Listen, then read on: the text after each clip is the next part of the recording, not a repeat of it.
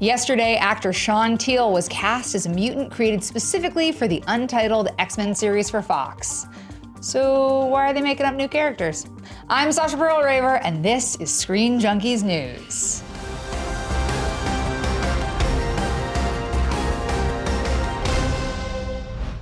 The as-yet unnamed X-Men TV series from Fox is casting up. Just last night, we learned that actor Sean Teale had been cast as one of the two main mutants, Marcos Diaz, a.k.a. Eclipse. He and his family will eventually team up with other mutants on the run. The cast also includes Blair Redford as a mutant leader named Sam, and Jamie Chung as a mutant with teleportation powers named Blink. We also have True Blood alum Stephen Moyer cast as Reed, a father on the run with his mutant kids. And of those four characters cast, only one of them, Blink, is from the comics, with everyone else created specifically for the series. Here with me to talk about whether or not that's a good idea is the king of good ideas, Joe Starr. It's not a good idea. We'll see you guys later on Screen Junkies News. Bye, good to see you. Make sure to click and subscribe. Okay, seriously though, why? There's like hundreds of characters. And if you need a diverse cast, couldn't we give Jubilee something to do for once? Sure, so, right? I agree that, so it seems like this guy's gonna be sort of their like young POV character that's like sort of get you into this weird world like Jubilee was in X-Men the animated series when she was captured by Sentinels in a shopping mall. But there are so many young POV characters in X-Men, take your pick. So, to answer your question, no, there's not really a need to just keep cranking out new characters. There's like 150 X-Men, probably more.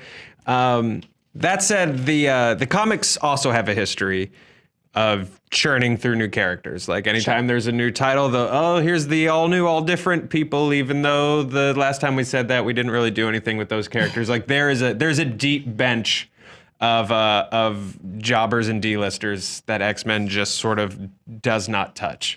Well, what about this? This is his description. He is a natural rebel who's compelled by circumstances to cooperate with others.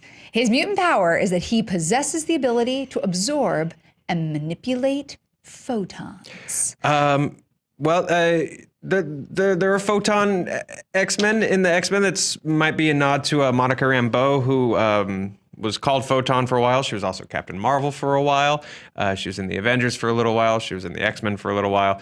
So the photon thing might be a nod to her. That said, there are plenty of X-Men characters that could use a little TV love that are compelled by circumstances and are natural rebels, that they could have used. But if your character's name is Eclipse, I'm like, oh, okay. As soon as I heard that, I was like, Eclipse, he blocks out the sun. Eclipse, he is a Twilight sequel. He's a Twilight sequel. He's a walking Twilight sequel. He's a vampire who's also sexy, but doesn't want to be sexy. He gets super strong when it's dark. I feel like there's gotta wear those little glasses. If you can do something like, don't you want Eclipse? You can only look at him if you fold the paper and poke the hole. And then you see him on the ground. That's the only way you can see him. He's really powerful.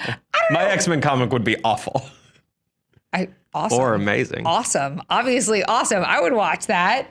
Well, we have so many different properties right now that are dealing with mutants. I feel like this show is sounding more and more like Midnight Special, but we also have Legion going on FX, which is so sort of iconoclastic and very much like they've said, that is a standalone thing. Like that will have nothing to do with the show that this will be. But what happens when you start bringing X-Men to TV? What are the expectations and how do they deliver a great show? Well, it has to feel like X-Men. And, even the movies at times have a hard time figuring out what feels like X-Men is. And TV has not had any better luck with that. There was the terrible Generation X pilot that Fox did way back. You can find it on YouTube. It's Danielle Radford horrendous. Loves that thing. And then there was a show called Mutant X, which was sort of before the superhero boom, before everyone was like, oh, people will watch superheroes and we don't have to be clever about it. It was terrible. God. It just had the word X in it. So really, really bad. So I feel like this show has a really good opportunity to just be like, no, it's X-Men on TV. It's X-Men characters you know and love, or at least sort of know. One of them, Blink. One of them, you get Blink. Who, to Blink's credit, Blink's a great fan favorite character. She had a very sort of brief action sequence in X-Men Apocalypse and then sort of got wasted. In the same way that these shows refuse to cast C and D list fan favorites, I feel like the movies just sort of use them as, here they are, and then throw them into a fire real quick. She is a fan favorite character. She debuted in the 90s. She was leading up to the launch of the 90s Generation X comic. She was one of those young mutants that ended up dying after 2 issues in a storyline called the Phalanx Covenant. So there was a huge, you don't know what you want until she's gone kind of thing from fandom. And so she was brought back later for storylines like Age of Apocalypse, and then had her own book called Exiles, which was about her leading a team across different dimensions and fixing reality, That's cool. which is super fun. That's super if you've cool. never read it, they go to a moose dimension. It's great. Awesome. She's a fan favorite character, and I feel like you could sort of pull together a bunch of other sort of D and F list X-Men around her. Well, who would you want to see? Like, what other characters would you like to see incorporated into the show? Oh God, let's go.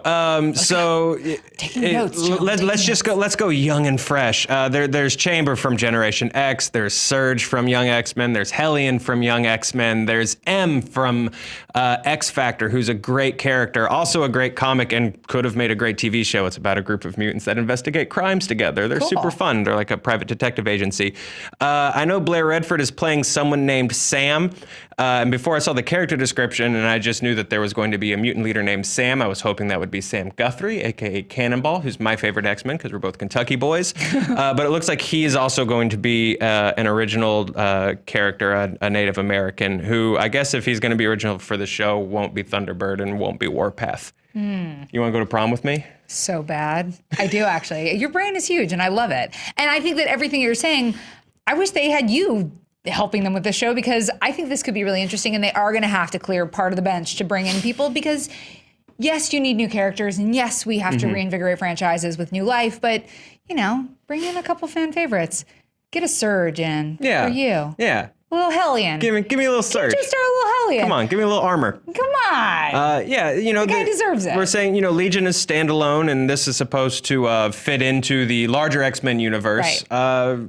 I don't necessarily know what that means, because I don't think that the movies really know what the X-Men universe is yet. There's Deadpool kind of connects, but not really, and Logan maybe sort of, but not really, to the different sort of retcons they've done and reboots and jump starts. So I don't know what connecting to the universe means. So I am curious about that. It's interesting. You said that, and there are not going to be any spoilers, but I kind of wish we had had this conversation after Logan came out. And we will discuss it again, I am sure, after Logan comes out, because there might be more to consider. But we want to know, what do you guys think? What are you excited about? What X-Men would you like to see them bring to TV? Let us know in the comments below. You can always like and subscribe. Click here for more internets, and we'll see you again soon on Screen Junkies News.